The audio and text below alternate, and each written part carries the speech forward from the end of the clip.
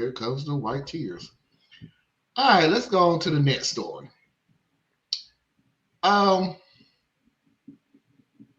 if you're going to propose, I'm not going to laugh because this is kind of a tragic story, but this is a proposal gone wrong. I'm trembling right now. A week ago, my boyfriend told me that he had a camping trip planned with his friends on Friday, which is today. He said that he would have no cell phone service and he'd see me on Sunday. He messaged me at 5 a.m. this morning and told me they're hitting the road. Around 8 a.m., I went for a run like I usually do on Fridays. I had one earbud in because I was on a work call. While I was running, I noticed an SUV that kept popping up. In hindsight, it looked just like the car of my boyfriend's childhood friend. I sent a message to my sister saying to stand by, and I shared my location. Right after sending the message, I looked up, and the SUV was right beside me, and someone jumped out and grabbed me. It happened so fast, I even dropped my phone on the pavement. I was pulled into this car, and I could tell there was at least 2 masked guys in the back before they covered my eyes. They had cartoonish ski masks and black gloves on. I freaked out and resisted like crazy, screaming and kicking.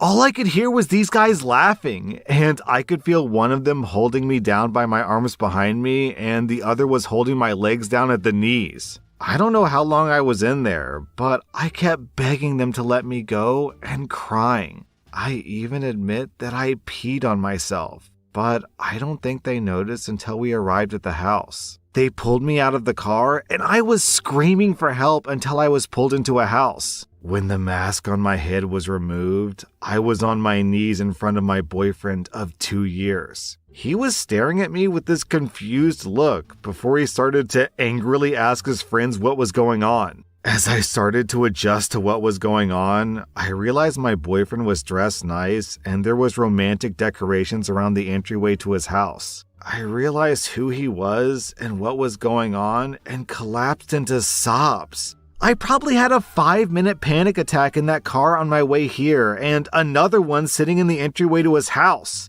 I was sweating, wearing pee-covered yoga pants, flushed with fear, and scared for my life. All of this happened about 2 hours ago. My boyfriend took me upstairs and was going to help me get me showered and changed, but I wanted to do it alone. I heard yelling and commotion downstairs while I showered, but I didn't know what was going on. After that, I was sitting in my boyfriend's room holding my shattered phone after crying to my sister about what happened. She lives 1.5 hours away, but is speeding over to get me now. I can't stop thinking about what happened, and even though I know now that I was never in any danger, I don't think my brain can comprehend it. They were snickering and teasing me in deepened voices about what they were going to do to me. The one that was holding my legs down kept caressing my thighs up and down into the inner thigh area. When the car would brake, his face kept falling into my chest. I don't even know who that was. I just know that one of them sounded unsure and kept trying to defuse the situation, but I think it was the driver. What is wrong with people? What in the... Was he planning on proposing to... What?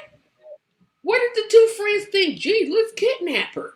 What? The whole concept was the kidnapping was part of the proposal.